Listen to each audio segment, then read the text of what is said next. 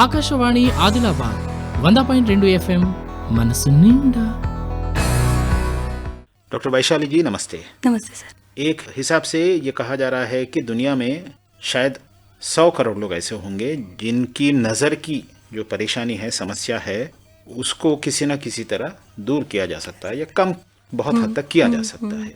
पर इतने लोगों की समस्या ये दूर नहीं हो रही है और वो नज़र की समस्या से वो पीड़ित हैं, बाधित हैं और उससे उनको परेशानी हो रही है। तो इस समस्या को क्योंकि पूरी तरह से दूर किया जा सकता है, इसके बारे में सभी को सोचना चाहिए और हर परिवार वाले या जो व्यक्ति इस समस्या से पीड़ित हैं वो भी इसका समाधान खोजकर पा सकते हैं।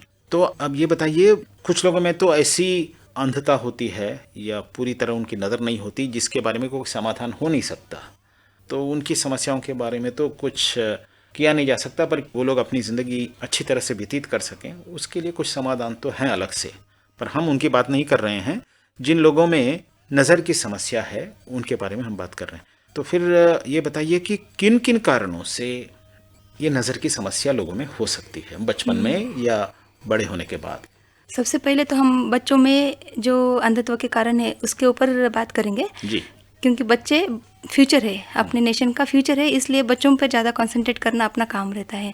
तो बच्चों में सबसे महत्वपूर्ण है जिसे हम मेडिकल टर्म में रिफ्रैक्टिव एरर बोलते हैं, यानी कि चश्मे का प्रॉब्लम रहता है ज़्यादा करके उनमें। तो ये बहुत छोटा सा प्रॉब्लम रहता है। अच्छा, चश्मे का प्रॉब्लम है, यानी उनको कभी चश्मा लगाए तो उनका नज़र मीन्स इम्प्रूव हो सकता है। अच्छा, ऐसे चश्मे लगाने की ज़रूरत है उनको। हाँ, चश्मे की ज़रूरत पड़ती है उनको। तो ऐसे सिचुएशन में पेशेंट बच्चा जो है वो क्या करेगा, अपनी आंखों को बार बार हाथ लगाते रहेगा, बार बार वो रब करते रहेगा आंखें, क्योंकि उसको दिखता नहीं है, अच्छी तरह से दिखने के लिए आंखों को हाथ रब करते रहेगा आंखों को। तो जब भी पेरेंट्स ये ऑब्जर्व करेंगे तो उनको क्या करना है, बच्चों को आंखों के डॉक्टर के पास लेके जाना है। और ऐसे बच्चों में मोस्टली उनको चश्मे से नजर आने के चांसेस ज्यादा रहते हैं, यानी चश्मे का ही प्रॉब्लम रहता है उनमें। चश्मा लगा दे तो उनकी नज़र की समस्या हल हो जाएगी। यानी 4 में से 3 पेशेंट को यही प्रॉब्लम रहता है कि उनको चश्मा दिया तो वो प्रॉब्लम परमानेंटली हम सॉल्व कर सकते हैं। ऐसे नहीं है कि टेम्पररी वो सॉल्व हो रहा है। अगर हम वो अवॉइड कर रहे हैं बचपन में तो ऐसे हो सकता है वो कॉम्प्लिकेटेड इतना बढ़ जाता है कि हम उसको चश्मा लगा के फिर डैमेज वो रिपेयर नहीं कर सकते, तो अगर परमानेंट डैमेज होता है। तो अगर इस तरह की नज़र की समस्या है तो वो एक तो और बच्चे नहीं बता पा रहे हैं, तो माँ बाप किस तरह उसको पहचाने? एक तो आपने बताया कि वो बार बार आंखों में हाथ लगाते रहेगा, या अध्यापक, स्कूल के टीचर या जो उनके परिवार वाले हैं, और किस किस तरह इसको पहचान सकते हैं कि इस बच्चे को परेशानी हो रही है? वो तो बोलेंगे कि कभी कभी मेरे आंखों से ज़्यादा पानी आता है बोलेंगे, नहीं तो आंखों को उनको बार बार वो इन्फेक्शन होता रहेगा, जो हम लीड बोलते हैं, पलक बोलते हैं, उसमें उनको बार बार फुंसियाँ होती रहेगी क्योंकि वो हाथ लगा रहे हैं बार बार, तो उनको रिपीटेडली इन्फेक्शन होने के चांसेस रहते हैं। और हेडेक हो रहा है बोलेंगे।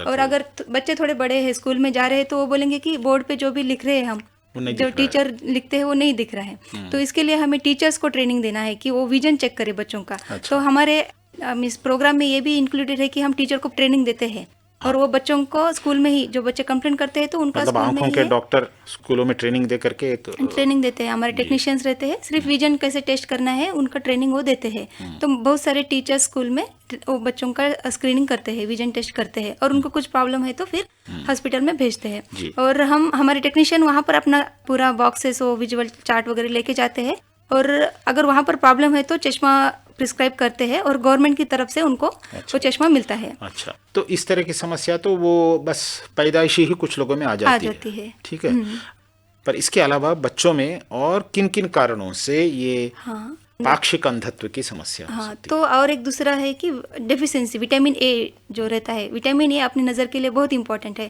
अगर उसकी डिफिशियंसी होती है तो उसका असर अपनी नज़र पर होता है। जैसे कि अपने आंखों में एक कॉर्निया नाम का एक स्ट्रक्चर रहता है, वो बहुत सेंसिटिव रहता है। विटामिन की डेफिशिएंसी की वजह से वो मेल्ट होता है कॉर्निया, और आंख पूरी तरह से ड्राई होके उसको ब्लाइंडनेस आता है। सबसे पहले तो उसको नाइट में विजन चले जाता है, इसको नाइट ब्लाइंडनेस कहते हैं हम उसको। रात में बिल्कुल नहीं दिखता है।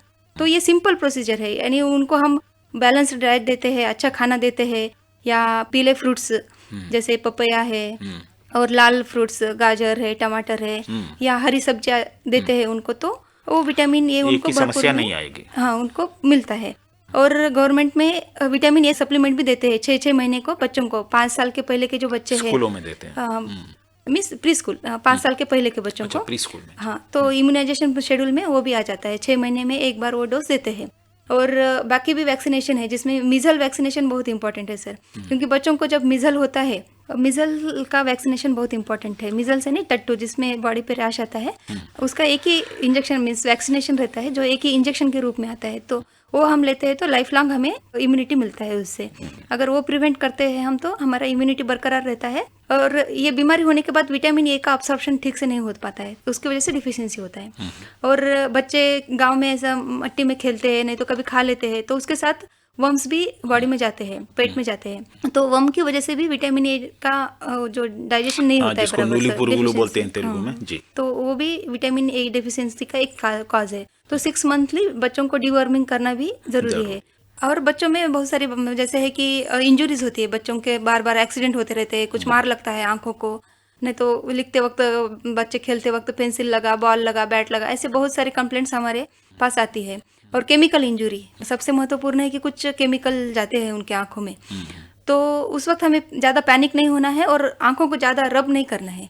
सिर्फ हमें उस वक्त ज़्यादा पानी से उसको अच्छी तरह से धोना है और तुरंत अपने आंखों के डॉक्टर के पास जाना है। आजकल जो प्रदूषण की बात होती है सड़कों पे, जहाँ ट्रैफिक ज़्यादा है, वहाँ उस तरह के प्रदूषण से भी क्या कुछ नज़र पे उसका प्रभाव पड़ सकता है? नज़र पे यानी कुछ लोगों को एलर्जी रहती है, वो पोलन ग्रेन्स के या पोल्यूशन की एलर्जी रहती है, तो उसमें आंखों में खुजली होना, लाल होना, आंखें पानी आना, ऐसे प्रॉब्लम हो सकते हैं। तो ऐसी सिचुएशन में हमें सन ग्लासेस या प्रोटेक्टिव ग्लासेस, हम कूलिंग ग्लासेस यूज़ कर सकते हैं जी।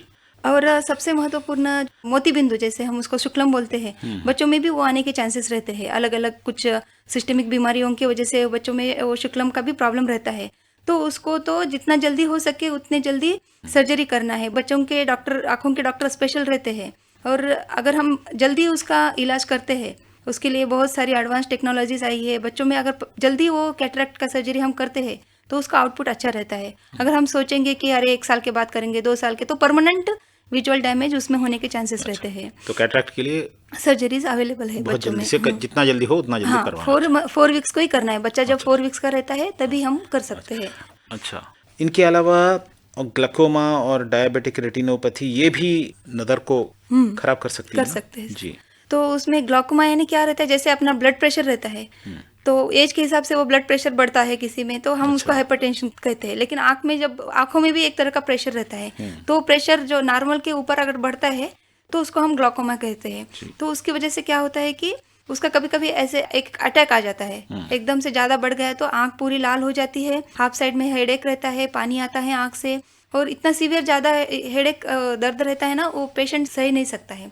वो तो सिम्टम ऊपर का है, लेकिन वो प्रेशर कंटिन्यू ऐसे ही बढ़ता रहा तो अंदर अपने जो नस रहते हैं उसके ऊपर भी उसका इफेक्ट रहता है। तो वो नस को जब इफेक्ट करेगा तो वो परमानेंट डैमेज हो सकता है। तो उस वक्त क्या होता है कि अगर हमने जल्दी उसको डायग्नोस किया और ट्रीटमेंट दी, तो जो आगे होने वाला डैमेज है उसको हम प्रिवेंट कर सकते हैं। जो नस को डैमेज हो गया है उसके लिए तो कुछ नहीं कर सकते, लेकिन वो जो नज़र बची है उसकी, उसको हम सेव करने का काम कर सकते हैं। अच्छा। और ग्लूकोमा के लिए मेडिसिन अवेलेबल तो है। ये किसी उम्र में भी आ सकती है? मेनली अगर हेरिडिटी, आपके घर में किसी को अगर ये प्रॉब्लम है तो आने के चांसेस ज़्यादा रहते हैं। और आपको जो आंखों में कुछ स्ट्रक्चरल प्रॉब्लम तो है, ये बच्चों में भी हो सकता है? बच्चों में भी बड़ों हो में भी हो सकता है, बड़े में भी होता है।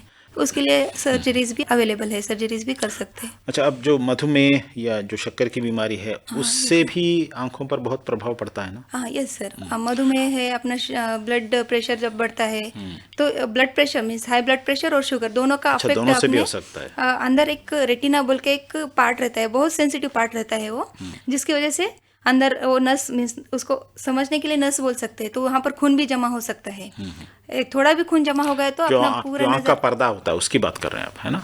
रेटिना, रेटिना, आँख का जो पर्दा रहता है उसमें ब्लड जमा हो जाता है। जैसे हम बोलते हैं कि स्ट्रोक आया पेशेंट को तो ब्लड क्लॉट हो गया, वैसे तो नस में भी, वो पर्दे पे भी ब्लड क्लॉट जमा हो सकते हैं, जिससे पेशेंट को सडन लॉस ऑफ विजन रहता है कि अभी अच्छा दिख रहा है और अचानक मेरी नज़र एकदम कम हो गई, ऐसे रहता है। तो उसके लिए भी हमें फर्स्ट मोस्ट इम्पॉर्टेंट थिंग है कि अपना ब्लड शुगर और बीपी नॉर्मल मेंटेन रखना है, रेगुलर टैबलेट्स लेना है, जो भी उसको फिजिशियन ने जो एडवाइस किया है वो रेगुलरली उसको फॉलोअप करना ही है उसका। उसमें आगे पीछे नहीं करना है कि आज नहीं लेना है टैबलेट, कल नहीं लेना है, या जो भी डाइट जो बताया है वो पूरी तरह से बराबर फॉलो करना है। मेन ट्रीटमेंट वही है। और अगर आँख में खून जमा भी होता है तो उसके लिए लेज़र हम कर सकते हैं। अच्छा, बड़ों में और कुछ दूसरे कारणों से भी क्या ये नज़र का या साइट का प्रॉब्लम आ सकता है? जैसे कि उम्र के हिसाब से, जैसे कोई अगर 40 साल के बाद मोस्ट कॉमन कॉज क्या है कि नियर नज़दीक का उनको नहीं दिखता है, तो उसके लिए सिंपल सा सोल्यूशन है कि हमें जाके चश्मे की जांच करानी है। और सबको मीन्स 40 के बाद सबको कंपलसरी चश्मा लगता ही है। हाँ, तो ऐसे नहीं है कि घर में बीवी को चश्मा है तो हस्बैंड भी वही इस्तेमाल कर रहे हैं, ऐसे नहीं है। अलग अलग सबका अलग अलग पॉइंट रहता है, तो सबने अपना अपना जांच करना ज़रूरी है। तो वो तो सबको आता है कि ऐसे नहीं है कि मुझे नहीं चाहिए, मैं नहीं लगाता। पढ़ने के लिए आपको कंपलसरी वो 40 के बाद लगाना ही है। और दूसरा महत्वपूर्ण बात जो है वो मोती बिंदु। मीन्स अभी हम 10 लोग ले रहे हैं तो 8 लोगों को तो मोती बिंदु रहता ही है। मीन्स ओल्ड एज के हिसाब से वो आता ही है। धीरे धीरे नज़र कम हो जाती है और दर्द भी नहीं होता है, पेशेंट को समझ में भी नहीं आता है कि क्या हो रहा है। धीरे धीरे पेनलेस विजन कम होते रहता है और अचानक वो इतना हद तक बढ़ता है कि वो अचानक बहुत कम हो जा सकता है। और नहीं तो उससे हम अपना आंखों का प्रेशर भी बढ़ के आंख में दर्द शुरू होता है और नस को भी डैमेज हो सकता है। तो इतना लास्ट स्टेज तक हमें वेट करने की जरूरत ही नहीं है। इनिशियल स्टेज में अगर आपको थोड़ा नजर का धीमी पड़ रही या चश्मा बार बार बदलना पड़ रहा है, तो ऐसे सिचुएशन में वो सर्जरी कराना ज़रूरी रहता है। और सर्जरी भी उसका सिंपल रहता है, एक ही दिन में आपको डिस्चार्ज भी देते हैं सर्जरी के बाद। चलिए, तो आपने जो मुख्य मुख्य कारणों से ये नज़र पे फ़र्क पड़ सकता है उन सब के बारे में बताया है, उनके लिए किस तरह से उसका निदान या उसका परिष्कार किया जा सकता है ये भी बताया है आपने। पर किसी भी हालात में आँख की सेहत को, इसके बारे में सभी को ध्यान देना तो ज़रूरी है ज़िंदगी भर। तो उसके लिए क्या क्या करना चाहिए उम्र के हिसाब से?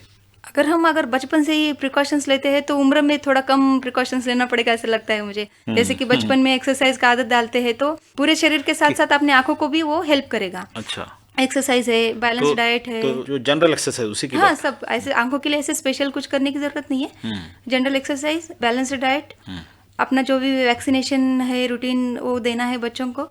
और उम्र के हिसाब से तो आपको बीपी और शुगर मेंटेन रखना है मोस्ट। अगर आप धूप में ज़्यादा देर तक काम कर रहे हैं तो प्रोटेक्टिव सन ग्लासेस यूज़ कर सकते हैं, जिससे हम कैटरेक्ट को भी पोस्टपोन कर सकते हैं या प्रिवेंट कर सकते हैं। जो साइकिल या बाइक या स्कूटर चला रहे हैं उनको तो अपनी आंखों के बारे में ध्यान देना ही पड़ेगा। तो क्या हेलमेट लगाएं वाइजर के साथ या फिर क्या पहने, चश्मा पहने? Goggle simple and best, goggle सबके लिए अच्छा रहेगा। सन ग्लासेस में सन अपने अल्ट्रावायलेट लाइट से भी प्रोटेक्शन देगा, डस्ट पोलन ग्रेन्स पोल्यूशन से भी प्रोटेक्शन रहेगा। कुछ लोग ये कहते हैं कि कुछ तरह के एक्सरसाइज किए जाए आंखों से तो उनसे आंख की नज़र ठीक हो सकती है। इनको आप मानते हैं शास्त्रीय तरीके से? हाँ, लेकिन उनको कुछ अगर आंखों के कुछ प्रॉब्लम है, अकोमोडेशन प्रॉब्लम बोलते हैं, जैसे कि नज़दीक का देख नहीं पाते। मैं जैसे बताया कि 40 के बाद तो वो नॉर्मल है, नज़दीक का नज़र नहीं दिखना है। लेकिन बच्चों में भी अगर नज़दीक का थोड़ा प्रॉब्लम आ रहा है, नज़दीक का नहीं देख रहे, तो अकोमोडेशन प्रॉब्लम बोलते हैं उसको। तो उसके लिए अलग अलग एक्सरसाइज रहते हैं जो कि टेक्नीशियंस वगैरह ने तो आंखों के डॉक्टर से हमें सीखना पड़ेगा जी। प्रिवेंशन के लिए तो कुछ नहीं है एक्सरसाइज। तो आपने अभी जो 7-8 कारण बताए हैं, इनकी ही वजह से दुनिया में 100 करोड़ लोगों की नज़र ठीक से नहीं है। उसमें थोड़ी या ज़्यादा परेशानी है उनको, किंतु उन सबको दूर किया जा सकता है और उन सब के लिए तरीके हैं। ये बात आपने जो बखान किया उससे ये बात पूरी स्पष्ट हो रही है।